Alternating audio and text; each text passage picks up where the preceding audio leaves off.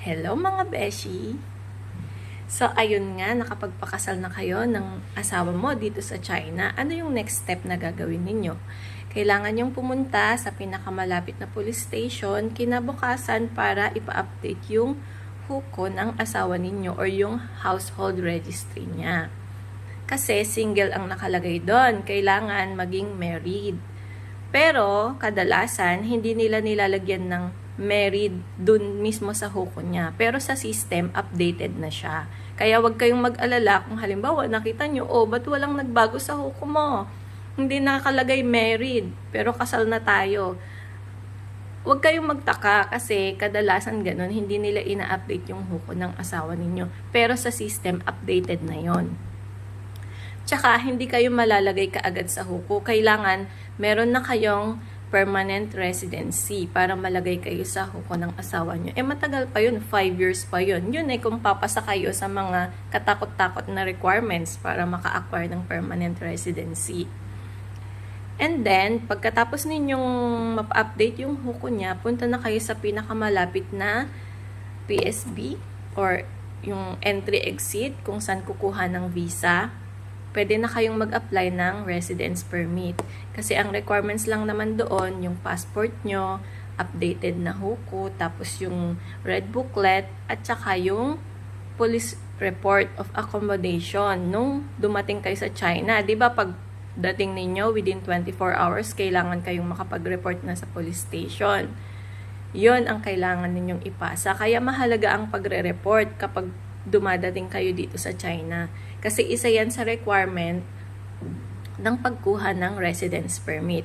At itong residence permit na to, or residence visa, yung tawag ng iba, renewable to. Hindi pa ito yung permanent. Iba yung permanent. Matagal pa yon, 5 years pa yon, pwede kayong makakuha. So, itong pagkuha ng residence permit, again, iba-iba ang policy ng bawat city.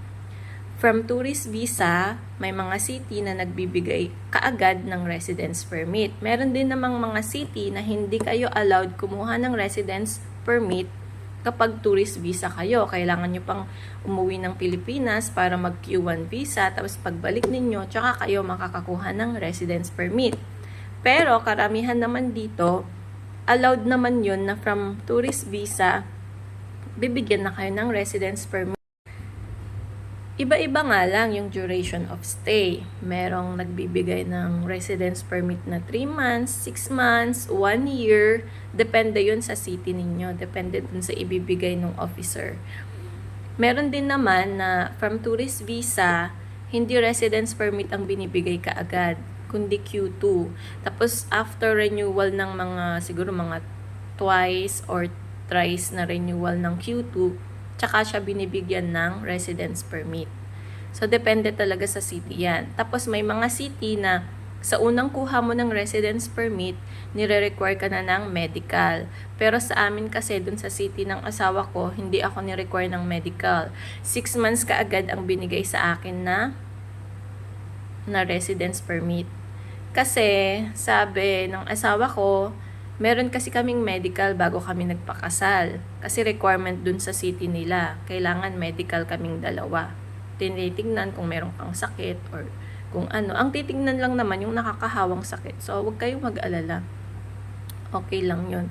Nung second renewal ko ng residence permit, 1 year na yung binigay sa akin, ayun, kailangan ko na ng medical. Nagpa-medical kami. Meron silang mga accredited lang na mga clinics kung saan kayo pwedeng magpa-medical. Ibibigay yun ng police dun sa entry-exit. So, yun lang ang gagawin ninyo. Pupunta, magpa-update kayo ng Hoku, tapos punta sa entry-exit, submit nyo yung red booklet ninyo, passport, yung medical kung required, kung wala, diwag, yung police report ng accommodation ng arrival ninyo.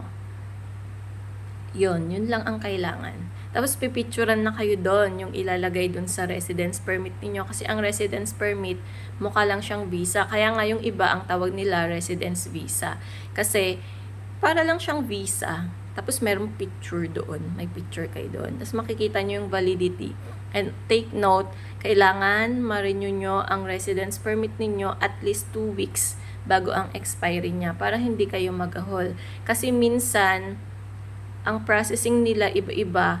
Nung una, nag-process kami ng residence permit ko, 5 days lang, dumating na yung passport ko. Pero nung pangalawa, natagalan siya, inabot siya ng mga 14 days or 15 days yata, ganyan. So, ganun. Agapan ninyo kasi yung ibang city mahigpit. Magpe-penalty kayo pagka na-expirean kayo ng residence permit. Magiging overstay kayo, may penalty yon. Swerte nyo kung mabait yung officer dun sa city ninyo. E paano kung sobrang stricto, di ba? So, ayun lang. Kung may mga tanong kayo, message nyo lang ako. At sasagutin ko naman yung mga tanong ninyo basta hindi ako busy. Bye-bye!